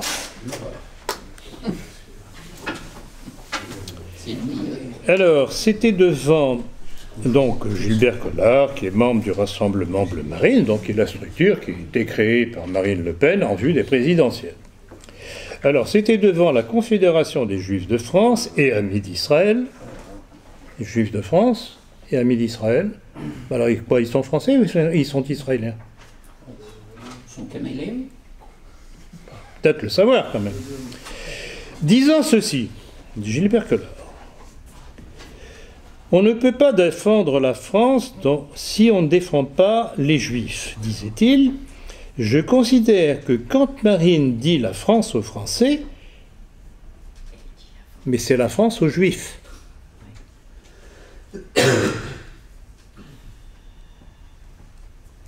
Alors, on pourrait dire, bon, ça c'est l'avis de Gilbert Collard. Mais qu'est-ce qu'on a observé après ? C'est que Marine Le Pen ne cesse de le traîner avec elle, à tous ses déplacements, y compris son déplacement dernièrement au Liban, comme une carte de visite. Et quand il déclare aussi qu'il a l'intention d'aider à procéder à l'élimination de ce qui reste de cadres nationalistes au Front National, est-ce que vous croyez que ça peut, moi et mes amis, me pousser à faire voter Marine Le Pen? C'est niet et définitif. Il n'y a rien à en faire, parce que à ce moment-là, autant mettre tout de suite en place un gouvernement du CRIF. Merci.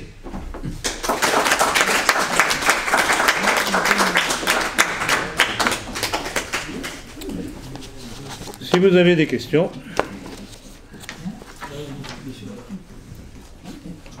Je vous signale que Isaac Le Chapelier a été guillotiné.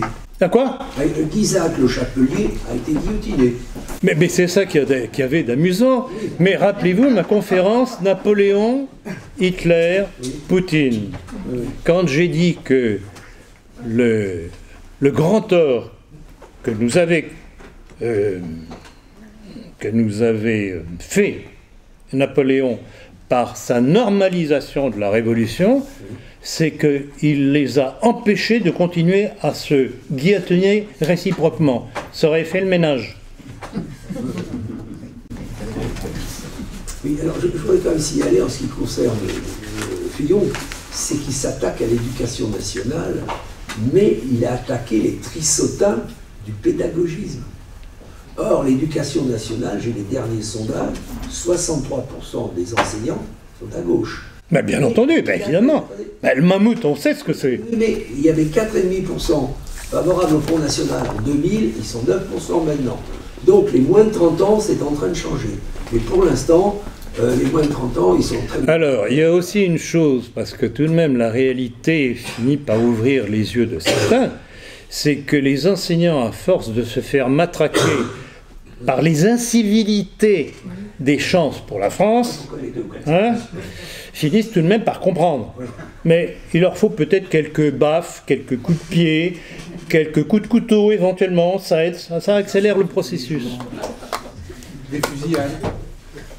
Ça viendra, ça viendra. C'est arrivé. Ah ben, évidemment, ça viendra. Alors, quel intérêt pour Marine de multiplier, je ne vais pas dire les GLQ, mais enfin de multiplier les ronds de jambes au CRI, à Israël, etc. Alors que les Juifs sont hyper minoritaires comme électeurs, quel intérêt de dîner du... Alors écoutez, je crois que vous connaissez, puisque vous êtes abonné à la politique, en plus de ça, que vous êtes infidèle de ces réunions, vous savez très bien ce que je dis à propos de cette attitude qui est suicidaire pour elle. Suicidaire. Elle va perdre du monde aux élections. Hein. Je ne suis pas du tout sûr, je ne suis pas du tout sûr que les sondages la concernant soient honnêtes. À mon avis, on la gonfle. Et comptez un petit peu sur nous, on ne va pas lui faire la publicité. Observez un petit peu cette contradiction. Elle se dit patriote, anti-communauté européenne, c'est-à-dire courroie de transmission du mondialisme, etc. Et en même temps, elle veut faire ami-ami avec le monde juif, Israël et compagnie, qui sont le contraire, puisqu'ils démarrent. Elle va se déchirer en deux. C'est le grand écart. Donc, ça ne colle pas. Déjà, patriote. Comment ? Le terme patriote, déjà. Déjà, le terme patriote, je ne vous le fais pas dire, vous savez très bien ce que j'en pense. Mais, bon, on pourrait dire qu'au moins le terme... Mais même ça, elle est en contradiction. Est-ce qu'elle est sincère? Oui. C'est possible. Est-ce que la connerie est sincère? Oui, C'est pas le début, attention, c'est pas la question. Depuis une semaine, donc il y a Asselineau donc, qui est candidat. Donc, programme d'Asselineau. Non, Merci pour la question. mais j'ai quand même une deuxième question. Je veux rebondir sur ce que vous avez dit par rapport aux élections qui peuvent éventuellement remporter. On a eu 3 attaques simultanément ces 2 derniers jours. Vous savez qu'il existe l'article 16 de la Constitution qui fait qu'en cas, on va dire, de crise majeure, le gouvernement ou le président de la République peut mobiliser les pleins pouvoirs et suspendre toute procédure. Mais c'est évident, mais on va vers ça. C'est ce que je disais tout à l'heure. Alors, bon, vous avez fait allusion à Asselineau. J'espère que vous n'êtes pas partisan, parce que je ne vais pas en dire du bien.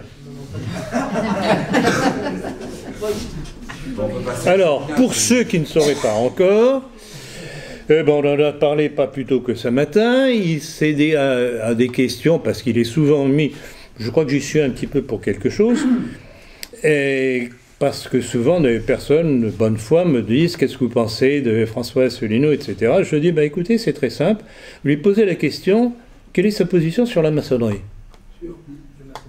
Asselineau. Il est franc-maçon lui-même? Attendez. Doucement. Pardon, excusez-moi. Et il a fait récemment une déclaration comme quoi parler du grand remplacement, de l'homosexualité, de l'avortement, etc., de la maçonnerie, c'était secondaire et qu'il ne fallait pas s'y attarder. Ah bon? D'accord. Et alors, cerise sur le gâteau, et c'est l'Express qui nous le révèle, il est marié avec une dame, une certaine Madame Coquart, grande maîtresse de la Grande Loge féminine de France. Il n'y a pas de hasard. Voilà. Or, Asselineau a été sorti, lui aussi, des cartons, pour enlever quelques voix, soit à Fillon, en première ligne, il y a Fillon, et éventuellement à Marine Le Pen. Marine Le Pen, rien qu'avec les bêtises qu'elle fait et qu'elle laisse dire, c'est suffisant. Elle va s'en mordre les doigts. Rien que pour les parrainages, quand vous voyez, la dernière fois, il a eu, je sais pas, 4 parrainages, quelque chose comme ça. Et brusquement, la cagnotte s'est remplie. Ah, c'est magnifique, vraiment. Si c'est pas téléguidé, ça. Et alors, il y a une chose qui m'a sauté aux yeux en promenant dans Paris, parce qu'il a fait très beau avant-hier, et j'étais déjà là à ce moment-là. Et je me suis promené de la gare de Lyon jusque du côté du boulevard Richelieu-Drouot, etc. Par des petits trucs comme ça, visant plus ou moins géométriquement le but que je voulais atteindre. Le nombre d'affiches au nom de Asselineau. J'ai été sidéré. Oui, moi aussi, j'ai regardé. D'où vient l'argent? Sur les périphériques aussi. Bah, D'où vient l'argent? à la campagne, C'est- c'est pareil. Hein. c'est Moi, je suis un bled de une 300 campagne balles obsessionnelle. des affiches, hein. D'où vient l'argent? Il y a des partisans que c'est de l'argent de ces comment on appelle ça, les... Donateurs, c'est ça. Alors, bon, on déplace le problème là. Quels sont les donateurs? Non, mais il se veut quelqu'un de très clair. Hein, puisqu'il- Ah oui, oui, oui, effectivement. Ben, 7500 c'est ce qu'on appelle la lumière maçonnique. Clair comme de l'eau trouble. Bon, autre question? Je voudrais Question, oui. remarquer une chose. Non, Mélenchon non plus. Il y a les élections françaises, il y a eu les élections hollandaises qui étaient intéressantes. Mais ce qu'il faut observer, ce sont les élections allemandes du mois de mai et les élections du mois de septembre au Bundestag. Et je ne sais pas si vous l'avez reçu, moi j'ai reçu par Internet, les propos qu'a tenus un dirigeant important de l'AfD à Dresde, sous les applaudissements, en disant qu'ils avaient assez d'être traités de salauds et qu'ils veulent connaître. Je connais. C'est le début de quelque chose Je connais. de très grand. Et moi je leur dis, méfiez-vous, quand l'Allemagne va vous péter dans la gueule, ça fera mal. Et je crois qu'on était au début... de J'espère que ce sera un petit peu plus subtil que la fois précédente. Mais là, vous allez voir, moi j'ai l'impression qu'à partir de 2018, avec les élections autrichiennes, on va avoir en Allemagne, la contestation va... Ça va monter, c'est sûr. Ouais, ouais. Non, mais c'est pour ça, vous connaissez ma phrase, comme quoi le propre des faux principes est de porter en eux le germe de leur autodestruction. Le propre des faux principes est de porter en eux le germe de leur autodestruction. C'est satanique. Mais on est en train d'y arriver. Alors, le seul problème, qui va en profiter? Or, et c'est ça, par exemple, dans les élections hollandaises dernières, moi je ne suis pas du tout d'accord avec le personnage qu'on nous présente comme nationaliste, etc., extrême droite. C'est une boîte garage, ce gars-là. Sioniste, déjà pour commencer, comme Marine Le Pen, comme tous ces mouvements soi-disant populistes. Mais ce qui est intéressant, c'est le courant. Alors, c'est ce que j'avais dit à propos de Trump, quand, par exemple, Diane me questionnait, qu'est-ce que vous pensez de Trump? C'était au début de sa montée, et je lui disais, je ne sens pas le personnage, mais ce qui m'intéresse, c'est la vague qui le porte. C'est ça qui est intéressant. Mais le problème, c'est que c'est mal incarné. Et on en voit le résultat. Avez-vous vu les différentes décisions prises par Trump et son équipe? Première déclaration, disant aux Russes, si vous voulez qu'on s'entende, il faut que vous vous retiriez de Crimée. Ah bon? Deuxièmement, bon, on le sait déjà depuis des semaines et des semaines, depuis que Trump est au pouvoir, l'envoi massif de troupes et de matériel lourd aux frontières de la Russie. Bon. Troisièmement, il y avait autre chose. Augmentation des dépenses militaires déjà. Oui, bon, ça va avec ça.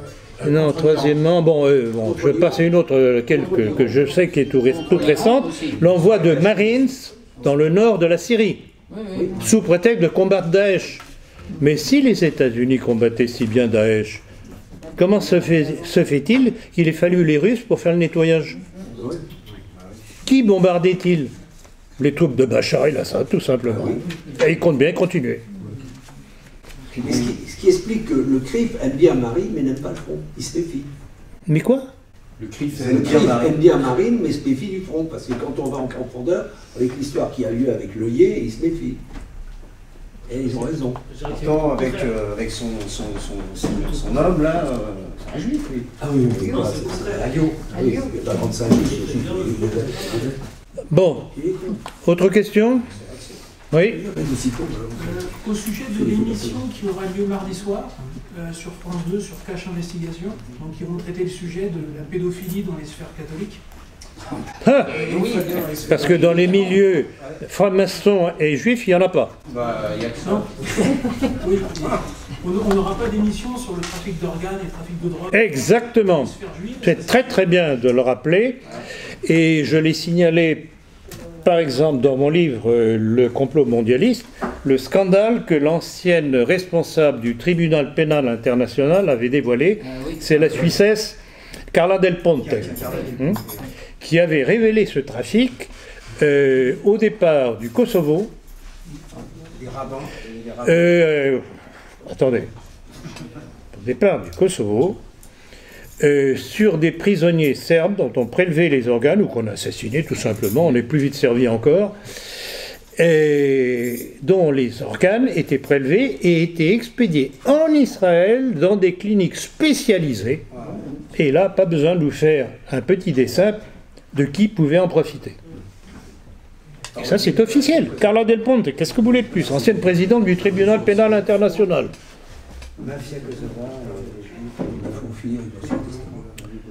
Autre question, les nouveaux et nouvelles qui se cachent là derrière. Quoi? C'est tellement clair ce que je dis qu'il n'y a pas de question à poser. Oui. Encore, je voudrais compléter. Est-ce que je peux citer un extrait des protocoles des sages de Sion qui est en rapport avec votre conférence d'aujourd'hui? Je dirais presque tout. Alors en fait, c'est dans la 7e séance, c'est l'alinéa 6.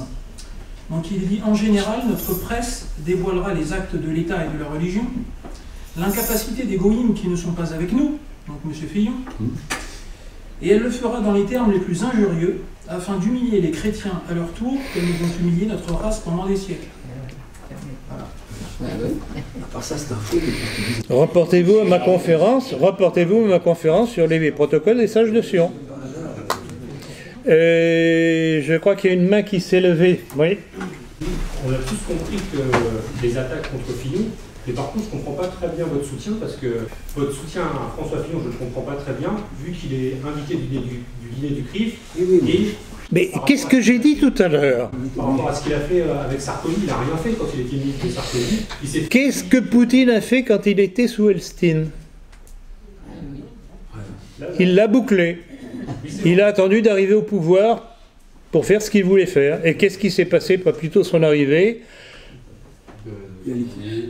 Une vague d'épuration, je crois que c'est le terme, de tous les oligarques dont je ne qualifierai pas la caractéristique commune. Ils sont en Angleterre maintenant. Donc vous voyez, mais faut jamais réagir au premier degré. Jamais. Bon, là derrière, évidemment, hein. On est bien discret là derrière. Moi j'ai une petite question. Vous n'êtes pas à nouveau, mon cher. Êtes-vous prêt? Ah bon, d'accord. Êtes-vous prêt à parier qu'aucun... Comment? Êtes-vous prêt à parier qu'aucun pied noir, descendant de pied noir, votera Macron? Oh non. Non. Oh non. Non, il y a eu des précédents. Oh non. Bah, déjà, ils ont voté Sarkozy.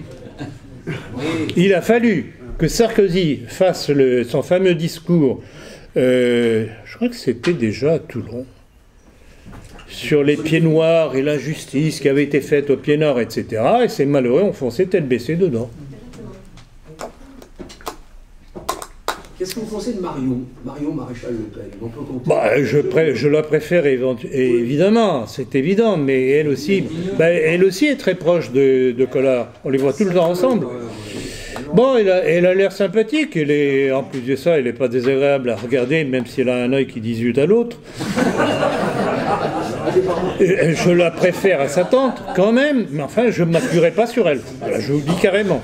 C'est peut-être la tante qui lui met Collard derrière elle. Comment? C'est peut-être la tante qui lui met Collard derrière elle. C'est pas exclu, mais enfin, vous voyez, si on me mettait Collard derrière moi, je ne sais pas si ça durerait longtemps. Et lui, je me demande ce qu'il fout là encore. Il est là pour occuper la place, vous voyez, pour faire le ménage. Et pour informer. C'est une vigile de service. C'est une vigile. Et puis, bien, il l'a dit en plus de ça. Mais qu'est-ce que vous voulez de plus, ils le disent en plus de ça. Il faut vraiment toute la bêtise de nos milieux pour pas comprendre. Allez, les petits nouveaux et les petites nouvelles, sapristi, remuez-vous. C'est intimidant, vous savez. Oh là, je suis intimidant, c'est vrai? Je suis intimidant. Oui. Une toute petite information, j'avais vu sur Internet une adresse mail, un site de Soros qui s'appelait moveon.org. Oui. Et j'avais fait l'association avec En Marche. Tout à fait. Tout à fait. Bon, c'est peut-être une piste à suivre. Ah, tout à fait. Vous avez mis le doigt dessus. Non. Tout à fait, mouvant. Tout à fait, c'est ça que ça veut dire. En marche. Oui, c'est ça. Petite situation rapide, mais bon. Daniel Conversano avait prévu de vous inviter dans son émission. Je crois qu'il a compris. Il a compris? Je crois qu'il a compris. Vous savez, il ne faut pas trop me chatouiller les orteils en général. Droite-gauche aussi. Surtout que quand on me montre les fesses, d'abord je ne suis pas pédé, et ça ne m'attire pas particulièrement. C'est peut-être que Sorel. Comment? C'est pour ça que Sorel se sent peut-être un peu plus proche de. Oui, ça je les laisse régler leurs problèmes entre autres, mais en tout cas, Conversano a essayé de répondre, mais il s'est vite calmé. Donc, on oublie, il y a d'autres choses plus importantes. Il a de bonnes analyses. Soral, je trouve. Soral, c'est quand même pas mal, il fait un bon boulot. Hein? Soral, il fait quand même un bon boulot, Soral. Ah, il fait du travail utile, mais le problème de Soral, c'est que là encore, c'est les contradictions qui me dérangent. Ah oui. On ne peut pas à la fois... je le répète d'ailleurs, je l'ai déjà dit et reconnu depuis longtemps, il publie, il a une bonne équipe autour de lui, il publie des livres intéressants, qui sont utiles pour le combat. Ça, je l'ai dit et je le redis constamment. Mais dans ses prises de position, il y a des choses contradictoires. Il faut qu'il choisisse à un moment donné. Il ne peut pas être ex-marxiste. Est-il toujours ex-marxiste ou pas? Ou marxiste tout court? Est-il toujours gaulliste? On ne peut pas être gaulliste et vouloir remettre de l'ordre en France. Ou alors, c'est qu'on ne sait pas qui était De Gaulle. Tout est là. Il a écrit des discours du Front National aussi, d'après ce qu'il dit. C'est pas une recommandation. Égalité et réconciliation, il faut savoir. Marion Sigaud, c'est extraordinaire. Marion Sigaud. Égalité et réconciliation, Philippe Pénac. C'est quand même tenu par le Front National. Quelque part, il n'a pas trop le choix. Alors, tantôt il est au Front National, tantôt il est contre le Front National, tantôt il revient au Front National. Oui, mais ça, c'est pour créer l'ambiguïté, pour pas... Ah non, je regrette beaucoup. Non, dans un combat politique. Bon. Alors, à part, et vous allez vous dire, mais il se contredit. Dans l'approche que j'ai de François Fillon et que j'ai essayé de vous faire partager, je voudrais que vous intégriez cette notion. Nous sommes en démocratie. Et si on veut arriver au pouvoir, on ne peut pas dire tout ce que l'on pense. Et c'est là-dessus que je table par rapport à François Fillon notamment. Ceci dit, on n'est pas obligé de dire quelque chose de contraire à ce que l'on pense. Ou alors, on tourne les phrases d'une certaine façon, comme je vous l'ai signalé tout à l'heure pour certaines déclarations de François Fillon, qui sont parfaitement ambiguës, qu'on peut voir dans un sens ou dans l'autre, selon le type d'auditoire. C'est pas une déclaration, oui, je vous aime, etc., etc. C'est beaucoup moins clair que ça, et comprendra celui qui voudra comprendre. Donc voilà, le vrai Fillon, on ne le connaîtra réellement que s'il arrive à être président de la République, et ce qu'il fera à ce moment-là. S'il tient ses paroles, notamment par exemple, sur l'éducation nationale, ça va provoquer un certain nombre de hurlements, et ce sera très révélateur. On verra, mais pour l'instant, je me répète, je n'ai pas de meilleure solution, et vous n'avez pas de meilleure solution, vous, à me proposer. Donc on fait avec ce que l'on a. Vous nous avez dit que vous lui aviez fait un courrier auquel il Oui. a répondu. Alors, exactement. je lui ai envoyé un courrier. C'était juste avant, je crois, 48 heures avant qu'on apprenne qu'il avait été élu avec la majorité que l'on connaît, en lui disant, voilà, je ne suis pas gaulliste, mais textuellement, je ne suis pas gaulliste, j'anime la Société de philosophie politique et les cercles nationalistes, je vous appuie parce que j'estime que vous êtes un homme honnête et que vous voulez réellement, sincèrement relever la France, et à ce titre-là, c'est pour ça que je vous soutiendrai. Et je lui ai envoyé en même temps, dédicacé, mon livre, Le complot mondialiste.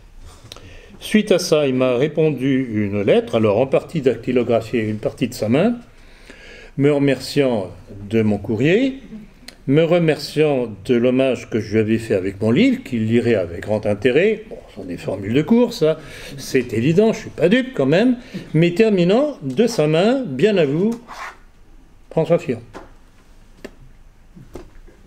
Je préfère ça que le contraire, ou rien du tout. Il est prudent. Il est prudent, il dit c'est toujours ça. Et courtois. Donc je ne mets pas mon drapeau dans la poche, je dis voilà, tac, je vous soutiens pour telle raison. Point. Et puis commence la campagne où on le sent complètement déstabilisé. Il était KO. On sent très bien. Et ça confirme la notion que j'ai que c'est un honnête homme. Il a réagi comme un honnête homme auquel on reproche des malhonnêtetés et qui ne comprend pas ce qui lui arrive. Il était KO. Il y a eu 15 jours de flottement. Et c'est au point... Alors j'en parlais avec mon épouse... Elle était furax, elle qui m'enguirlande toujours parce que je parle trop de politique à la maison. Dit mais c'est pas possible, qu'est-ce qu'ils ont contre ce malheureux, etc.